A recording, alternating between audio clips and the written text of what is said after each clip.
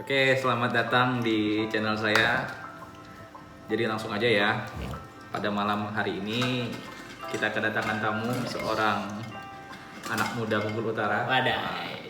putra Rejang asli. Alhamdulillah. Siapa namanya, Mas? Nama asli apa nama panggilan nih? Nama asli dong. Nama asli Eko Kurniawan. Pakai gelar atau enggak? Boleh. Kalau gelarnya SP, Sarjana Pertanian. Oh iya, ini Mas Eko kemarin baru udah wisuda ya? Ya, alhamdulillah di 2021 di bulan Februari alhamdulillah menamatkan setara S1-nya S1 di mana, Mas? di Universitas Terbuka. Oh, S1 terbuka. Universitas Terbuka. Itu berapa tahun, Mas, ngerjain? Untuk kuliah, alhamdulillah selesai dalam waktu 4 tahun karena kebetulan ikut bidik misi kan waktu itu. Waduh. Dapat 4 tahun, setelah selesai bidik misinya harus 4 tahun. Ya udah kita selesaikan. Waduh, ini luar biasa sekali dia, walaupun bidik misi, tapi harus tetap mengejar target ya, Mas ya. Ya, harus pasti. Jadi buat teman-teman yang lagi kuliah bidik misi, Semangat. tetap semangat ya. Ini salah satunya Mas Eko, saya tahu sendiri perjuangan dia. Dia sering bolak-balik Bengkulu, Arga Makmur. Padahal dia masih ada kegiatan kerja itu. Jadi itulah perjuangan tadi kan. Itu kalau boleh tahu suka dukanya apa tuh, Mas? Banyak. Kalau selama kuliah selama 4 tahun itu, Mas? Banyak. Kalau dibilang dukanya dulu lah, kita bercerita hal terburuknya dulu kan. Kalau dukanya tuh pernah suatu hari itu di hari semester berapa lupa kayak gitu kan. Jadi waktu itu tuh besoknya tuh ada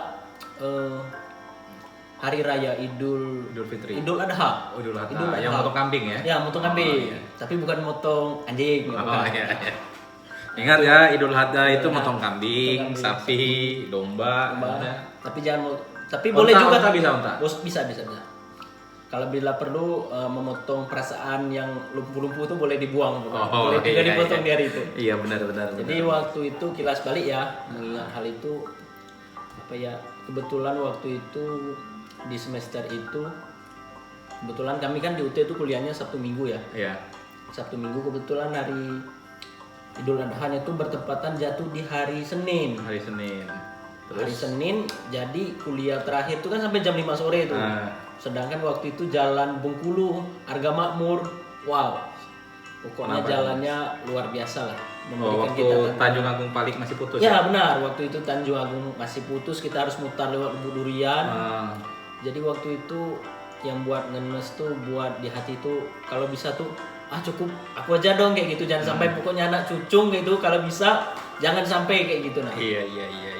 Jadi waktu itu kita keluar jam 5, kebetulan tutor waktu itu agak sedikit apa ya, dia orangnya konsisten dengan waktu sih. Jadi kalau pulang jam 5 ya udah jam 5 kayak gitu. Nggak peduli ada cara apa-apa enggak. Jadi pulang jam 5, pulang dulu. Kebetulan waktu itu kami ngekos sih.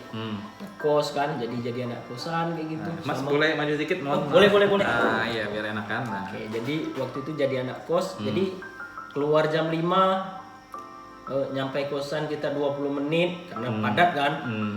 Banyak orang kan di Bengkulu, terus sampai kosan setengah 6 kayak gitu nah. Siap-siap barang pulang ke Arga Makmur kayak gitu. Orang udah takbir di jalan. Allahu Akbar, Allahu Akbar. Wah, dalam hati itu waduh ya Allah, sampai segininya perjuangan kulo kayak gitu. Iya. Kita harus kayak gitu. Nah, itulah perjuangan yang buat hati itu jadi kayak tersait-sait kayak gitu. Kalau mengenai masalah kuliah sih waktu itu. Jadi intinya apapun itu rintangannya, apapun itu keadaannya, yang namanya waktu kita untuk kuliah, waktunya kita untuk belajar. Ya harus belajar. Kita harus konsisten dengan konsisten belajar. ya. Konsisten. Mau nggak mau harus gitu. Jadi kunci utamanya dari Mas Eko untuk menyelesaikan kuliahnya itu konsisten ya. Harus konsisten gitu. Itu selalu bolak-balik Bengkulu Arga Makmur, Mas. Nah, kadang-kadang kebetulan kita kan ada kerja nih di luar. Oh ya, kerjanya kalau boleh tahu apa nih sekarang, Mas? Kesibukannya sekarang. Alhamdulillah. Kalau dari dulu sih kesibukannya ya kebetulan saya kerja di Kementerian Desa. Namanya tuh kalau bahasa Belandanya dulu ADC LDC kayak gitu. ADC ya. ADC, jadi kerja di sana. Alhamdulillah juga didukung sama pimpinan di sana. Kerja di sana, silakan kuliah, didukung juga oleh rekan-rekan keluarga, sahabat lah. Didukung kerja di sana kebetulan sebagai satuan pengamanan. Oh ya, satuan pengamanan. Ya. Bahasa Inggrisnya security ya. security. Itu mohon maaf Mas, kuliah dulu atau kerja dulu atau gimana itu Mas? Kebetulan waktu itu saya tamat SMA itu kan 2015. Kemudian 2015 saya coba ikut tes ini itu, gagal. Kemudian akhirnya saya memutuskan untuk sekolah satpam kayak gitu kan, ambil ijazah satpam. 2016 ngantar-ngantar lamaran gitu kemana-mana di Provinsi Bengkulu lah pokoknya, mulai dari Muko-Muko sampai ke Kaur sampai ke wilayah Lebong, Curug itu masuk semua. Kepanggilnya di ADC waktu itu. Nah di 2016 pertengahan saya masuk kuliah karena kebetulan saya dengar ada bidik misi. Itu yang buat saya tertarik, pengen kan, ya udah saya ikut kuliah gitu. Nah kemudian saya dipanggil di kantor tanggal 26 Desember saya dipanggil, disuruh ke kantor. Ya udah saya langsung berangkat ke sana.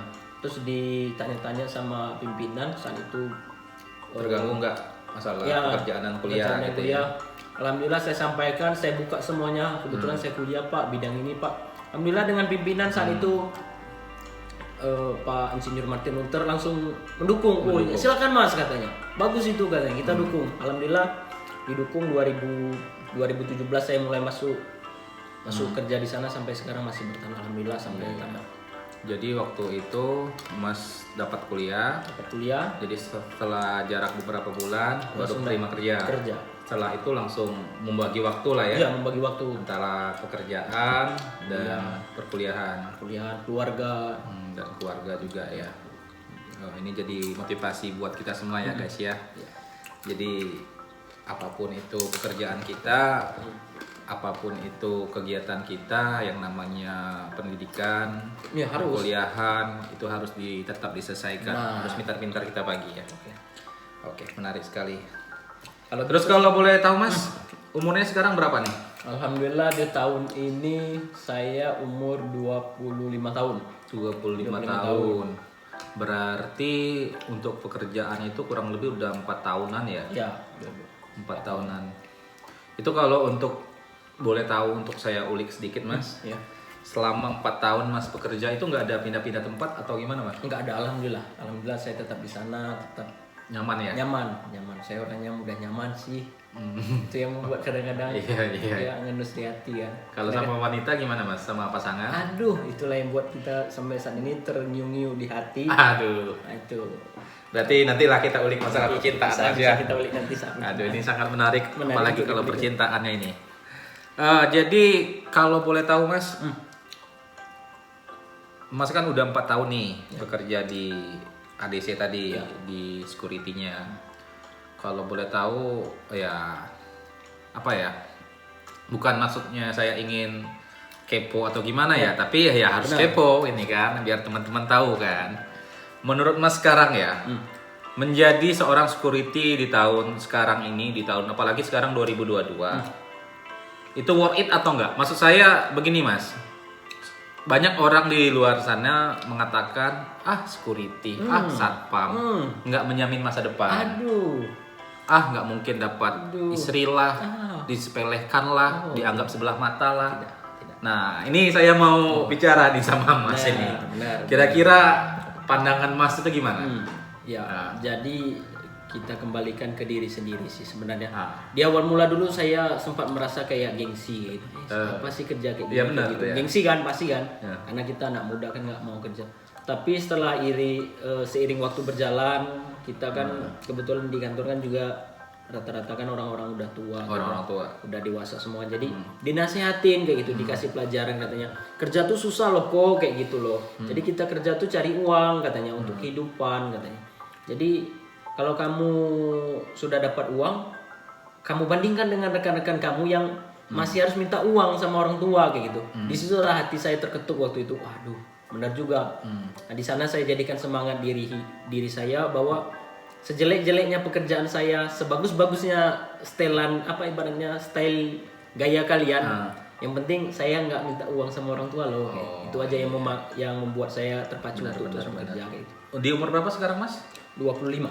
Oh ya benar, karena untuk di pandangan saya juga, di sekitar saya, lingkungan saya, banyak orang yang seusia kita 25 sampai 30-an, sampai mungkin ada yang di atas 30 itu masih mengandalkan orang tua. Nah, itu yang Terus terang itu masih banyak mengandalkan orang tua, termasuk mungkin ada beberapa keluarga saya yang seperti itu. Jadi ya kita syukurin lah, apapun itu pekerjaan kita, ya kita syukurin.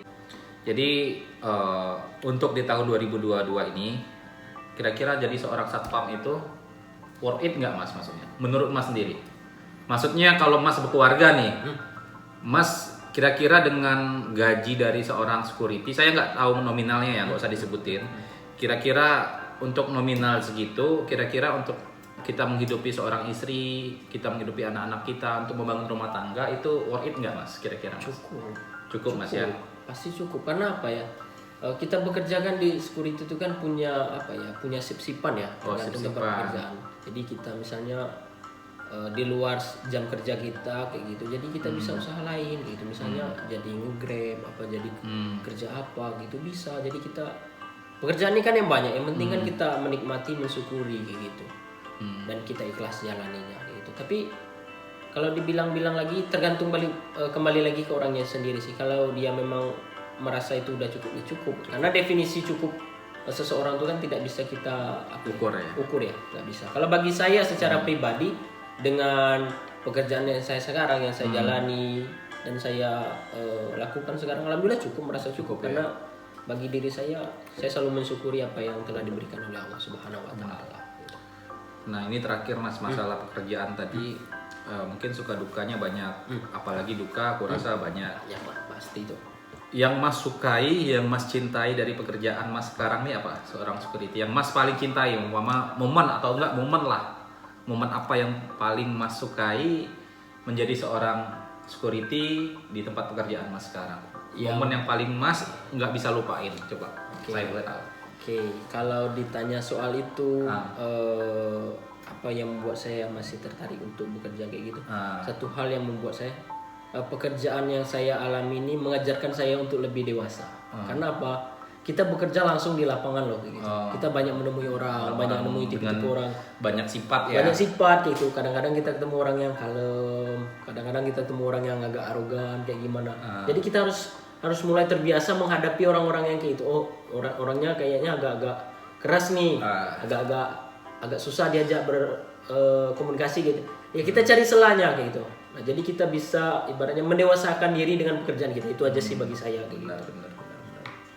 Jadi intinya buat teman-teman yang menonton ini, jangan pernah menyepelekan pekerjaan seorang security ya. Karena security itu adalah suatu pekerjaan yang mulia bagi saya, yang mengamankan orang banyak. Ibaratnya ya garda terdepan ya Mas ya. Garda terdepan. Jadi seorang security itu menurut saya ya worth it lah untuk di tahun sekarang. Oke, menarik sekali ini perbincangannya. Jadi di luar kesibukan dari pekerjaan, ada kesibukan lain nggak Mas? Oh, alhamdulillah kalau ditanya kesibukan, karena apa ya, kebetulan saya kalau dibilang kadang-kadang tuh suka dibilang sok sibuk kayak.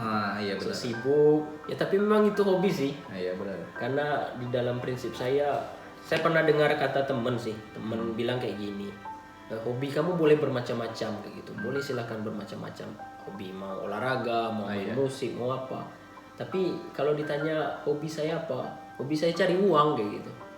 Hobi saya cari uang. Jadi di mana ada peluang untuk dapat uang, di sana saya harus masuk kayak gitu. Salah satu contohnya apa Mas? Misal kayak gini, kayak zaman sekarang nih, zaman Covid ya. Jadi kan banyak vaksin, banyak orang cetak kartu, cetak ini. Ya kita manfaatkan peluang itu kayak gitu. Kita buat cetak kartu vaksin gitu. Kan bisa tuh jadi peluang. Bayar token listrik. Kan kita pakai handphone semua sekarang, pakai m-banking kayak gitu. Orang-orang kayak misal kayak di tempat saya kan masih kadang-kadang di wilayah kerja Mas itu, mohon maaf, itu masih ibaratnya ya orang belum mengerti yang hal-hal kayak teknologi atau gimana Mas? Kalau untuk teknologi, untuk anak mudanya, mereka lebih inilah. Cuman itu tadi terkadang kan mayoritas yang tinggal di sana itu orang tua. Jadi kan anak-anak mereka tuh disekolahkan keluar gitu. Sedangkan orang-orang tua di sana kan kadang-kadang agak lama menerima kayak gitu pemasukan tentang teknologi. Jadi ya kita tadi sebagai orang yang Anak muda masuk ke tadi, sana, nah, kita pemikiran kita bagaimana caranya setelah kita bisa dapat penghasilan tambahan, ya udah kita manfaatkan peluang itu kayak gitu. Tuh kayak gitu satunya kayak gitu Mas, yang bisa kita